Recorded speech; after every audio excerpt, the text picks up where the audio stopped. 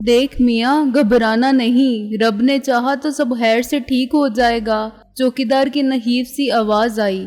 اگر میں جواب دے سکتا تو ضرور کہتا کہ یہ فیصلہ تو میرے تمہارے رب نے بہت پہلے ہی کر لیا تھا کہ ابھی ہمیں جینا ہے۔ جواب دے میاں، کچھ منہ سے بول۔ چوکیدار نے تختے سے منہ لگا کر سرگوشی کی۔ صحرا میں گمگشتہ مسافر کو تلاش کرنے والا ہیلی کاپٹر مسلسل پیغام نشر کر رہا تھا۔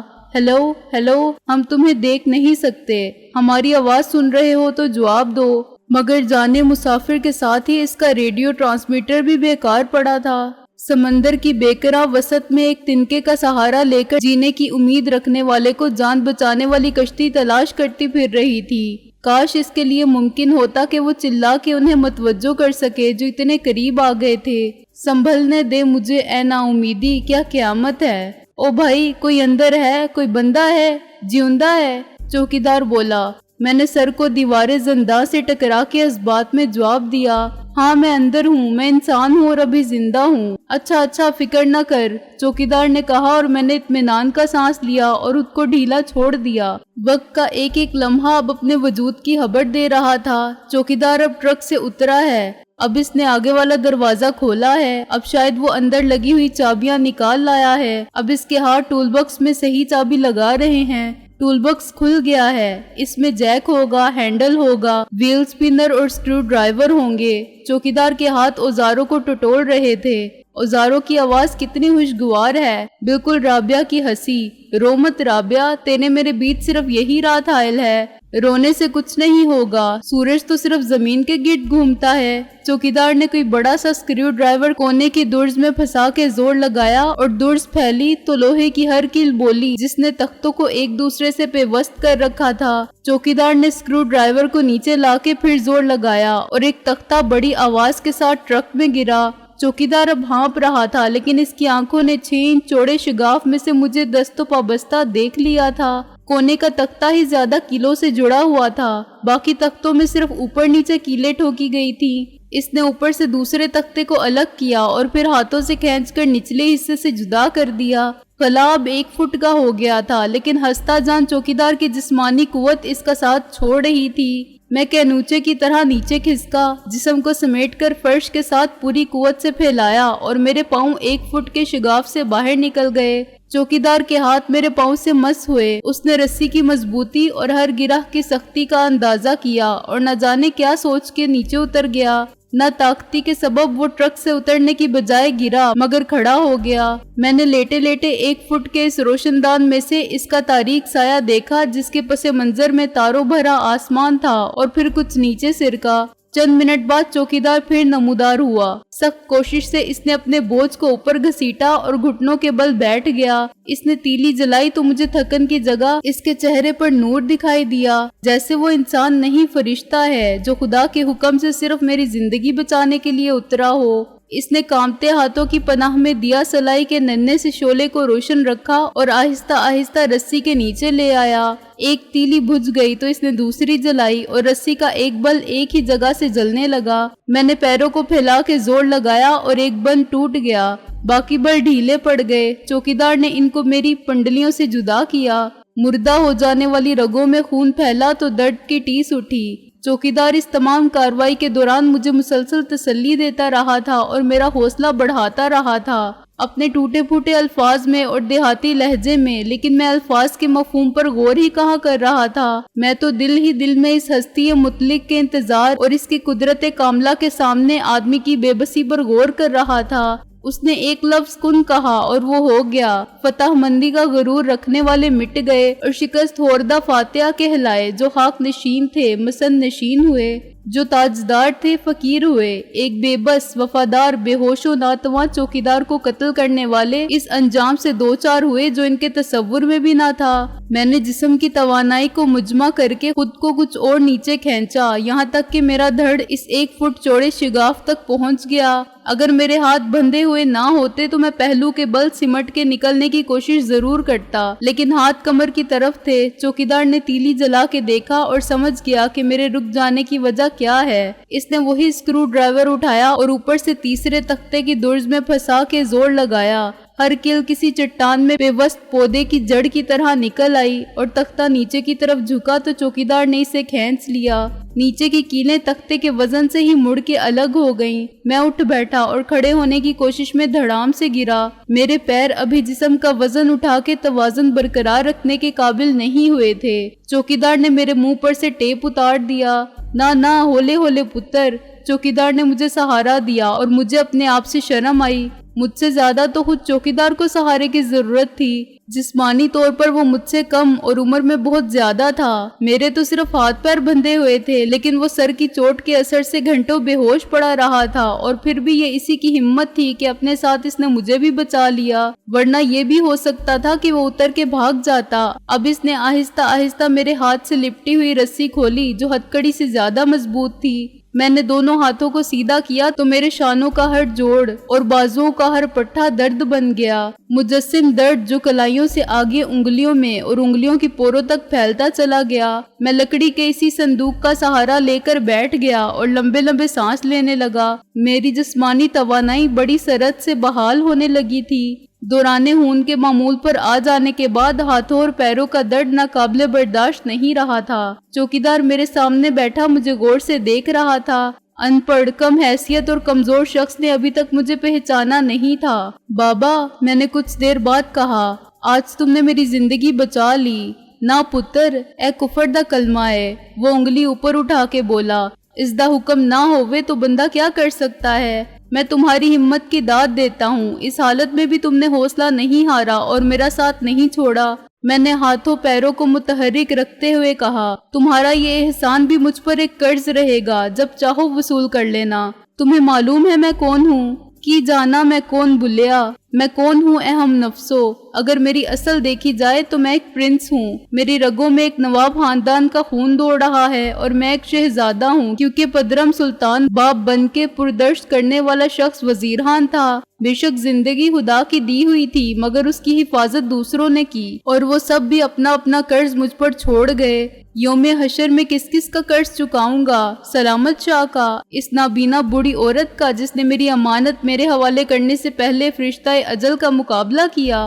फकीराना भेस बना के तमाशाए अहले करम देखने वाले फोमांचू का, इस बूढ़े गोरकन का जो जिंदा दरगोर हुआ बार बढ़ता जा रहा है। अभी अभी मैंने मकरूज होने की एक और दस्तावेज इस चौकीदार के हवाले कर दी है। राबिया और इसकी माँ, मोहसिन और इसकी माँ, ये सब मुझ पर एहसानात करते जा रहे हैं या करके गुजरते जा रहे हैं। मुझे भी इतनी तौफीक दे खुदावन कि मैं सर उठा के चल सकूं। देखो बाबा, मैंने जेब में हाथ डालते हुए कहा। सिगरेट लाइटर और पैकेट मेरी जेब में मौजूद थे।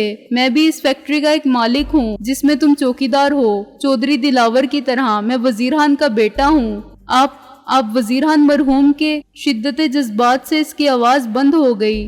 हाँ, मेरा नाम सिकंदर बख्त है। मैंने सिगरेट जला के एक तवील कश लिया। चौधरी दिलावर मुझे अपने रास्ते से हटा के फैक्ट्री का मालिक बनना चाहता है। आज इसने मुझे धोखे से कैद किया था और शायद ये लोग मुझे ठिकाने लगाने के लिए ले जा रहे थे। मैंने तफसीलात और उलझनों का हवाला दिए बगैर इसे सीधे सादे अल्फाज में वो बात बताई जो इसका जहन आसानी से कबूल कर ले। मेरी तरह वो तुम्हें भी कत्ल कर देते, क्योंकि तुमने मुझे फैक्ट्री में आते देखा था, मगर अभी तुम कहाँ गायब हो गए थे अचानक? वो मैं मालूम नहीं जी कैसे मैं नीचे उतरा और ट्रक के नीचे घुस गया। उन्होंने मुझे क्यों मारा था जी? चौधरी दिलावर और इसके चमचों को डर था कि तुम पुलिस को बता दोगे। मैंने कहा, जब मैं गायब हो जाऊंगा तो पुलिस तफ्तीश के लिए फैक्ट्री भी आएगी। मैंने एक ब्रीफकेस तुम्हारे हवाले किया था, कुछ याद है? हाँ, इसने सर पर हाथ रख के जहन पर जोर दिया। और इसे कोई लेने आया था। क्या नाम था इसका? एहसान? नहीं, वो मोहसिन खान था। मैंने कहा, मैंने ही तुम्हें बताया था कि वो आएगा, लेकिन चौधरी दिलावर डरता था कि तुम ये सब कुछ पुलिस को बता दोगे। इसने मुझे संदूक में डाला और तुम्हें मार के ट्रक में डाल दिया। ताफे और गामे नाम के 2 शख्स हमें यहाँ तक ले आए थे। ये चकवाल जाने वाली सड़क है। जहलम से आगे सुहावा मोड़ है। गामा कौन जनाब? चौकीदार ने मुस्तरब होके मेरी बात काट दी। गुलाम मोहम्मद? हाँ, जो तुम्हारी मुंह बोली बहन का लड़का था। मैंने कहा। चौकीदार अब हिफ्ज़े मरातब के ख्याल से मोहतात और मुअद्दब हो गया था। वो ऐसा नहीं कर सकता। गामा मुझे कत्ल नहीं कर सकता जनाब। वो बड़े दुख और यकीन के साथ बोला। तुम ठीक कहते हो। मैंने कहा, इसी ने ताफे से कहा था कि तुम्हें छोड़ दे। इस बात पर इनमें झगड़ा हुआ। आपको कैसे मालूम हुआ जनाब? आप तो कुछ नहीं देख सकते थे। इसका लहजा बेयकीनी का आयनादार था। हाँ, लेकिन मैं सब सुन रहा था और अंदाजा कर रहा था। मैंने कहा, उन्होंने एक दूसरे को बहुत मारा और मेरा ख्याल है वो कहीं करीब ही बेहोश पड़े होंगे। हम अभी देख लेते हैं। अब मैं चल फिर सकता हूँ। वो मुझसे पहले नीचे उतर गया। गामे, इसने एक हाथ मुंह पर रख के आवाज दी और फिर दूसरी तरफ मुंह करके पुकारने लगा, पुत्र गुलाम मोहम्मद। लेकिन वो सड़क पर लहूलुहान और बेसुध पड़े थे। इनके हाथ अब यूं फैले हुए थे जैसे वो एक दूसरे का गला घोंट देना चाहते हों। मैंने लाइटर के नन्हे से शोले की रोशनी में इनकी खुली आंखों को देखा और इनके जख्मों का मुआयना किया। बज़ाहिर इनकी मौत ज्यादा खून बह जाने से वाक़या हुई थी, लेकिन ये भी हो सकता था कि पहले एक ने दूसरे को मार दिया हो और फिर किसी अंदरूनी चोट के बायस खुद भी मर गया हो। लाइटर की रोशनी देखकर चौकीदार मेरी तरफ आया। गामिया, निस शब के सकूत में इसकी चीख ने जंगल की वीरान फिजा को झंझोड़ दिया। ओए जालमा, मैनू मार देना सी। ओए अपने मामे नू कत्ल कर देना सी। तेरी मां नू की दसांगा मैं कि तेरा पुत्र मेरे लिए मर गया। वो धाड़े मार मार के रो रहा था और इस भांजे के लिए बैन कर रहा था जिसको एक ना एक दिन इसी अंजाम से दो चार होना था। अब्दुल की तरह इसने भी इंसानियत के रिश्तों का तकद्दुस तमाम उम्र पामाल किया था, मगर मरते मरते एक लम्हे की जज्बाती ताकत ने इसे जान देने पर मजबूर कर दिया था, और वो भी एक ऐसे शख्स के लिए जिसके खून का इसके खून से बराह रास्त कोई रिश्ता ना था। मैंने चौकीदार का हाथ पकड़ के उठाया। गामे के लिए अब तुम कुछ नहीं कर सकते, मैंने कहा, सिवाय मगफिरत की दुआ के। मगर जो कुछ वो तुम्हारे लिए करना चाहता था वो मत भूलो। वो तुम्हें बचाना चाहता था। मरते दम तक इसने यही ख्वाहिश की थी। मैं इसे खींचकर ट्रक तक ले आया। आगे डैशबोर्ड के नीचे पीने के पानी से भरा हुआ प्लास्टिक का जेरी कैन रखा हुआ था। मैंने चंद घूंट इसको पिलाए और फिर बोतल अपने मुंह से लगा ली। आधी के करीब बोतल खाली करके मुझे एहसास हुआ कि मैं कितना प्यासा था, लेकिन एक बड़ी मुसीबत में गिरफ्तार होके छोटी छोटी मुश्किलात की तरफ किसका ध्यान जाता है। इस ट्रक को एक खास तौर पर किसी जगह पहुंचना था, मैंने कहा, और सुबह होते ही लाहौर लौट जाना था। जब देर होगी तो यकीनन शिकारी इसे ढूंढते हुए आएंगे। मेरा मतलब है चौधरी दिलावर के आदमी, और हम यहीं बैठे मिले तो वो अपना काम कर जाएंगे। गामे की ये आरज़ू मर के भी पूरी नहीं होगी कि तुम जिंदा रहो, इसलिए अब जितनी जल्दी मुमकिन हो यहाँ से निकल जाना चाहिए। तुम मेरे साथ बैठो, ट्रक मैं चलाऊंगा, चलो, मैंने इसका बाजू थाम के कहा। लेकिन गामा, क्या वो यहीं पड़ा रहेगा? इसने अपना बाजू छुड़ा लिया।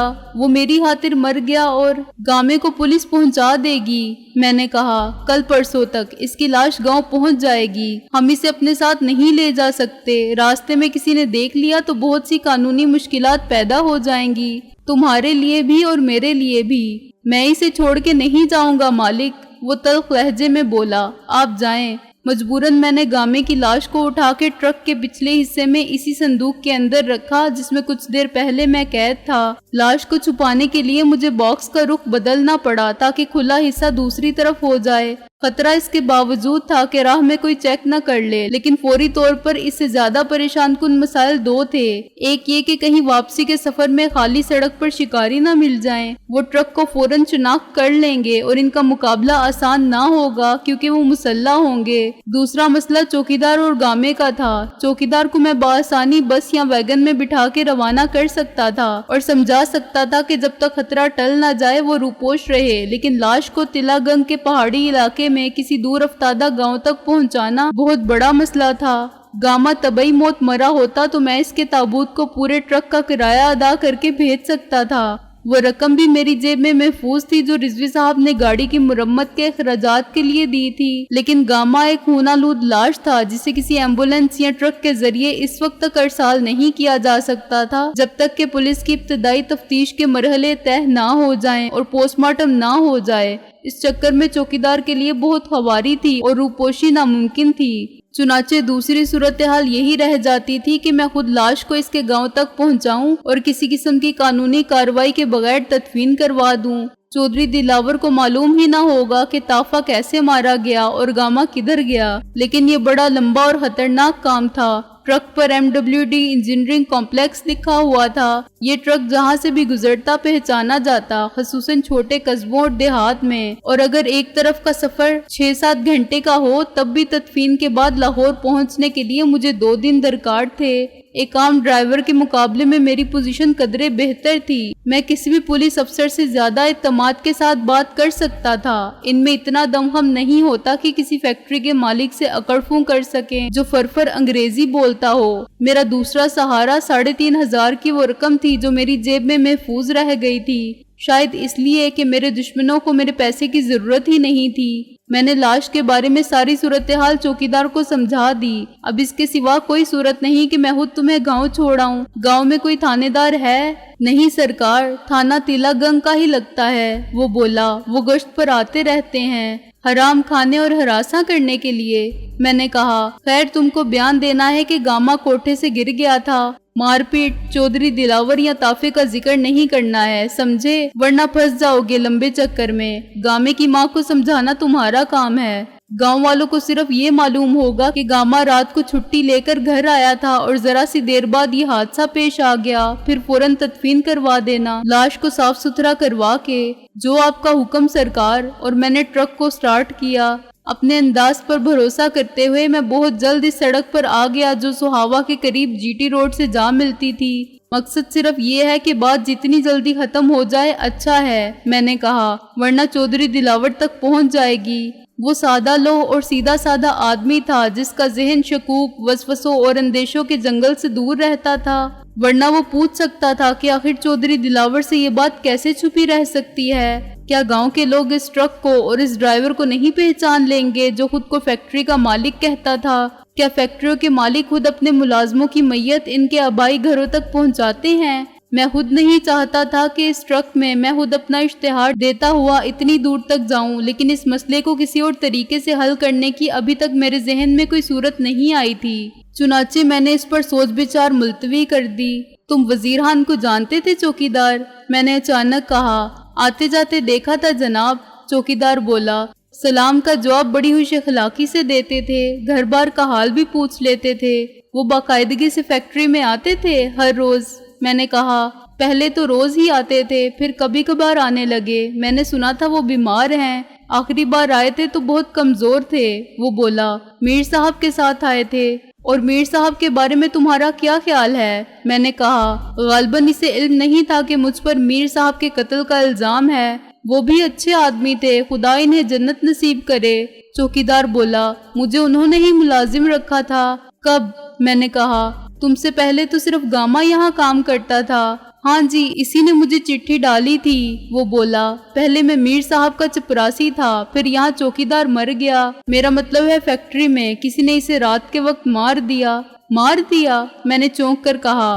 कैसे और कितनी पुरानी बात है ये? साल हो गया जनाब, या होने वाला है। वो कुछ सोचकर बोला, इसकी लाश फैक्ट्री गेट से 100 गज दूर GT रोड पर मिली थी। कोई इसे कुचल के फरार हो गया था। मालूम नहीं वो रोड पर क्या लेने गया था। मैं इसे क्या बताता कि रोड तक वो खुद नहीं गया था, ले जाया गया था, बिल्कुल ऐसे ही जैसे आज वो खुद चकवाल रोड तक लाया गया था। सुबह इसकी भी कुचली हुई मसखशुदा लाश मिलती। अगर गामा दखल दर माकुलात ना करता। एक हादसा GT रोड पर पेश आ चुका था, चुनाचे इन्हीं हालात में वैसा ही दूसरा हादसा शकूक को जन्म देता। ये एहतमाम इसीलिए किया गया था कि इस बार कोई चौकीदार की लाश को शनाख्त ना कर सके और ये जिक्र तक ना हो कि MWD इंजीनियरिंग कॉम्प्लेक्स का दूसरा चौकीदार बिल्कुल इसी तरह मारा गया जैसे पहला मारा गया था। आने को तो तीसरा भी आ जाता जो दोनों अमवात को इत्तफाक पर मामूल करता, तावक्त ये कि तीसरा खुद शिकार ना होता। लेकिन पुलिस इत्तफाकात को इतनी आसानी से तस्लीम नहीं करती।